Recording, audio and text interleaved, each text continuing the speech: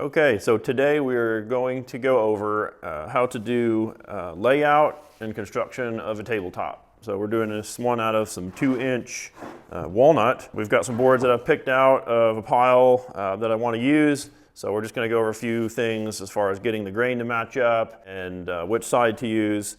So what I've got here is some different sides of the boards. Most boards will have a good side and a bad side. Not very obvious on this one. This one here, obviously a good side, just missed a little bit right there in the planer, but we can cut that off later. This side isn't so great, so this is obviously going to be our downward side. So we're just going to go through and pick the better sides, try to match the grain up as best we can. We have a lighter spot here in the wood. We want to try to match that up to another spot that could be lighter, or just leave it like it is just to add some contrast. We can also flip these boards around from one end to the next. So it's kind of like building a puzzle. And then you can also slide the boards end to end. If we've got a feature like this little spot here, we can't really glue that edge, so we're going to end up cutting that off. Move it down, and just kind of get it laid out as best you can. We can make some marks where to trim these edges over so we don't have all this excess hanging out. And what I'll do next is we'll put these on the chop saw, trim off just a little bit of these excess lengths here. That way it looks a little more uniform. And then we'll start edging the board so we can glue them together.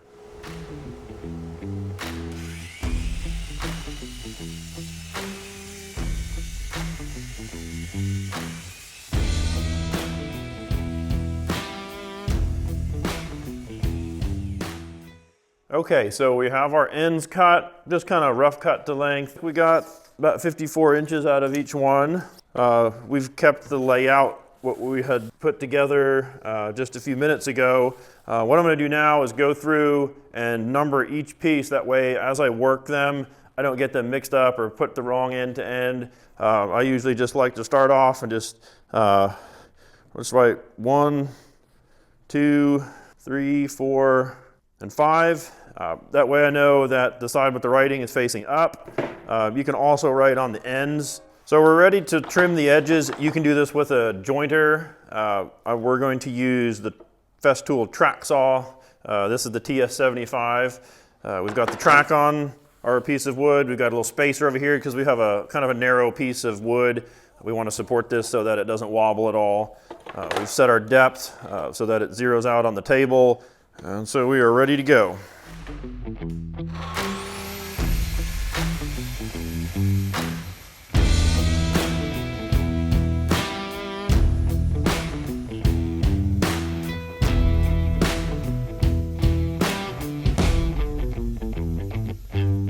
So we have all of our boards edged. We put them back into sequence that we had originally laid them out in. And what I like to do is clamp the ends. That way, when I make my marks to put my dowels, or in our case, their domino tenons in, the boards don't shift at all and I don't get off on my marks. What I'm going to do is start off by marking each end, and then the center, and then divide up whatever space is left. In this case, we're going to put 5 dominoes in each board. Now I can just run a nice sharp pencil line. So I usually like to mark my boards in the center, and then go back and mark actually my cut sequence here right on the edge. And just make a little tick mark over each line. That way, when we come behind with the drill or the domino machine, we know exactly where to find that line.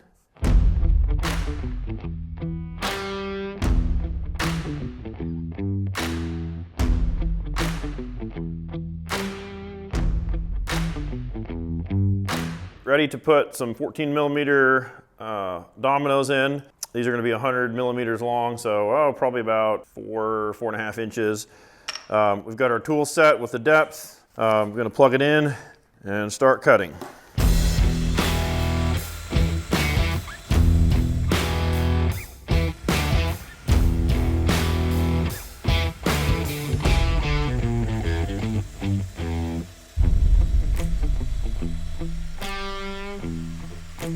So we have all of our holes drilled. We have our 14mm domino tenons. We've got our boards all lined up, so I can just lay them down. And there we have the beginning of a table. So we're going to start off by gluing just these two together. When the glue's all set, we're going to run these through the planer, level that glue joint, and that's going to save us a lot of sanding work. We'll do that with the other side as well. You want to make sure you've got glue, a little rubber mallet to tap these in. Make sure you have enough of these set out. I always like to have a pencil or a little dowel, that way I can stick in the hole and move the glue around. And then something that's real important is a damp rag that you can wipe up any glue mess so it doesn't get everywhere. I've also got a couple of pieces of wood. Since we have a nice clean edge on the one side, we're going to clamp. We want to protect that. We don't want to mar that edge with the face of the clamps. So start off by putting a generous amount of glue in each hole. The amount of glue you put in each hole depends on how deep you drill it and the size of the domino tenon. So that's something you kind of have to develop over time. Should be enough glue in there to coat the inside.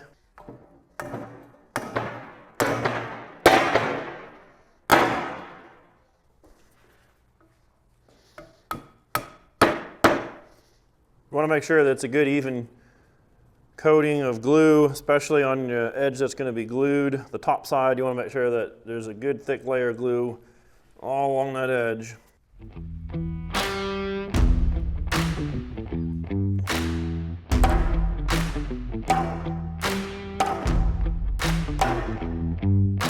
Now the important part, I always like to put a clamp over each domino to kind of help squeeze it together.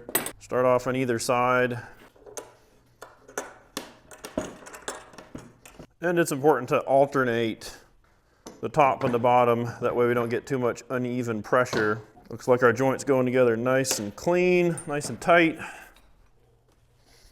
And now I've got them all placed, I'm happy with that, so we're gonna go back and just snug everything down.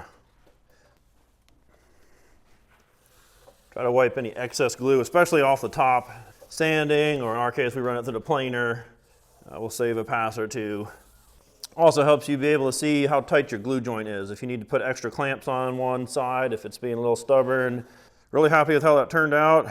Probably won't be able to see that seam at all. Now we just have to wait for the glue to set.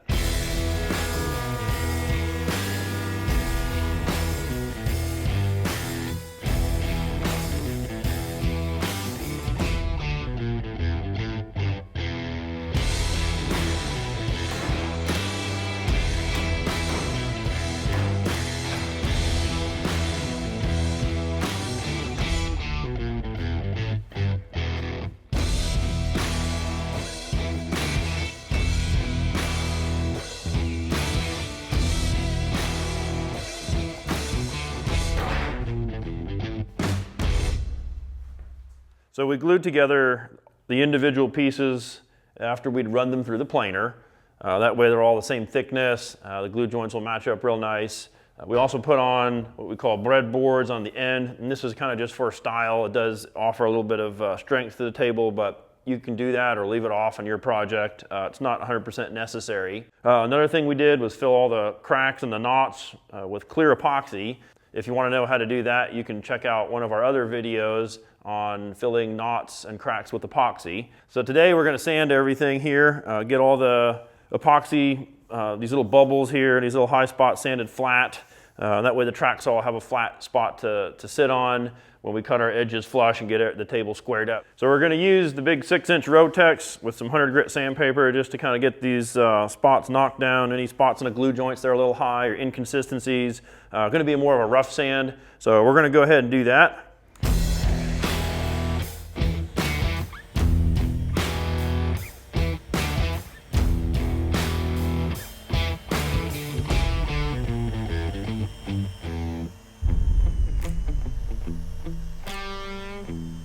All right, so we've got it sanded down. Again, we use 100 grit sandpaper, so it's fairly rough sand, but still real smooth. We're gonna have to finish sand this after we cut it, but we're not gonna do that today. Ready to go ahead and use the track saw and get our edges cut nice and crisp. All right, we've got the track saw set up to cut our edges square. This might not be something you have to do. If you use boards that already edged before you glue them together, then you might not need to do this and you might just need to sand it. You could also take a smaller piece like this and run it through a table saw. It might be kind of difficult with a big dining room table size piece, but the track saw worked great for us in this instance. So we're going to go ahead and trim this edge off here.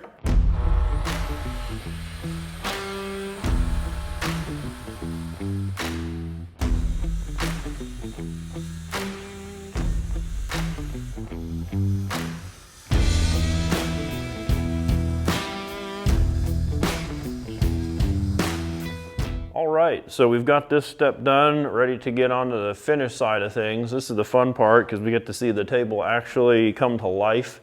These edges are pretty sharp, so you might either want to sand them or just run a router along the edge. I don't prefer too much of a rounded edge, so you might want to experiment around a little bit beforehand to make sure that the rounding is just enough for what you prefer. Okay, so we're ready to get started finish sanding this walnut table. We sanded it to 120 grit, just kind of rough sanding to get the epoxy smooth and some of the high spots knocked off. So we're going to start today with 150, go from there to 180, 220, and then finish with our 320 grit sandpaper.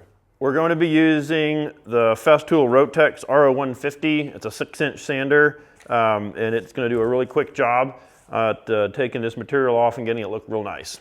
We have our hose hooked up. Make sure our sander's in rotary mode. And we're ready to go.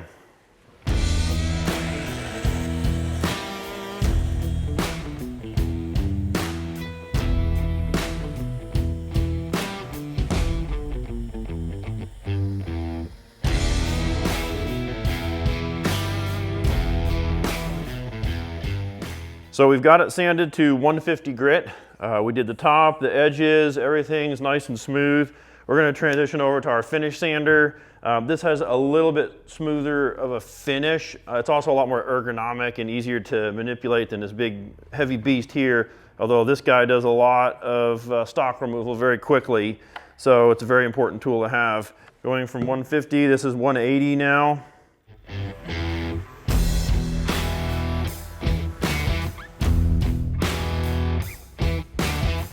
So we have our edges done now. You might run your hand over it just to make sure they feel good to what you are expecting to get. The reason I'm starting with the 180 here is because some of your lower grit sandpapers will remove more material quicker, so that way I have an easier chance to feather these edges without removing too much. So we did that. We're going to do the top now.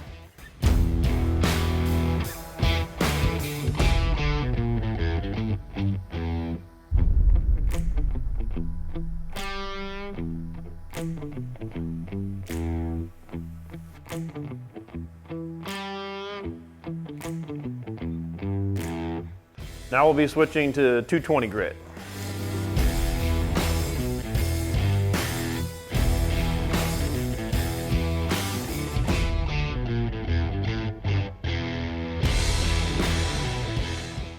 And lastly, we'll be going to 320.